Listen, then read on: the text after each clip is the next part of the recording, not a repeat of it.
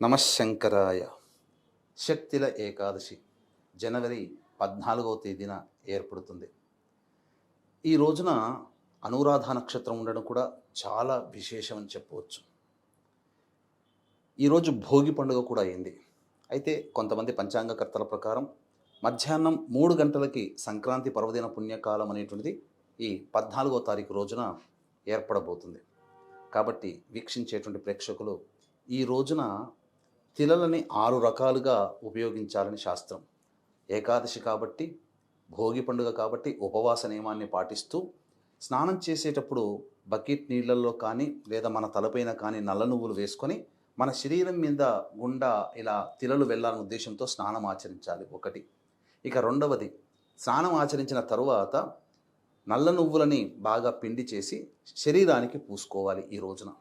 ఇక మూడవది, ఈ రోజున ప్రధానముగా తిలలతో తర్పణం వదలాలి తల్లిదండ్రులు లేనటువంటి వాళ్ళు. నాలుగవది, ఈ రోజున తిలలు దానము చేయాలి. ఇక ఐదవది, ఈ రోజున సంబంధించి ఈ తిలల్ని అనగా నల్ల నువ్వులతో చేసినటువంటి పిండి వంటకాలని భుజించాలి. ఈ విధంగా తిలలతో హోమము కూడా చేయాలి. ఈ విధంగా 6 రకాలుగా ఈ సంబంధించినటువంటి శక్తిల ఏకాదశిని ఉపయోగించుకోవాలి. అంతేకాకుండా సంతానముగా ఉన్నటువంటి వారసులుగా ఉన్నటువంటి వాళ్ళు విధిగా చేయాల్సినటువంటిది సంక్రాంతి పర్వదినం సందర్భంగా పిండ ప్రదానము తర్పణాది కార్యక్రమాలు 15వ తారీఖు రోజున చేసుకోవాలి.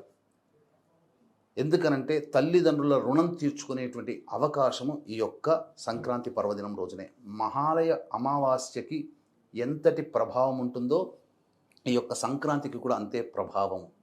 కావున పితృదేవతలందరూ కూడా ఎదురు చూస్తారట. తమ వారసులు పెట్టే పిండ ప్రదానము తర్పణాది యొక్క ఫలితాలను తీసుకొని తమ యొక్క పాపత్వాన్ని నశింప చేసుకోవాలి. కాబట్టి అందరూ కూడా ఈ రోజున పిండ ప్రదానము తర్పణాది కార్యక్రమాలు వస్త్రదానం చేయండి. ఒకవేళ అవకాశం లేకపోతే మన పీఠం ఆధ్వర్యంలో మహామహిమాన్విత సుప్రసిద్ధ కాశీ క్షేత్రములో బ్రాహ్మణులను కర్తగా పెట్టి పిండ ప్రదానము తర్పణాది కార్యక్రమాలు మీ తరపున చేయించడం జరుగుతుంది. వీడియోలు కూడా పంపిస్తారు. అవకాశాన్ని వినియోగించుకోండి.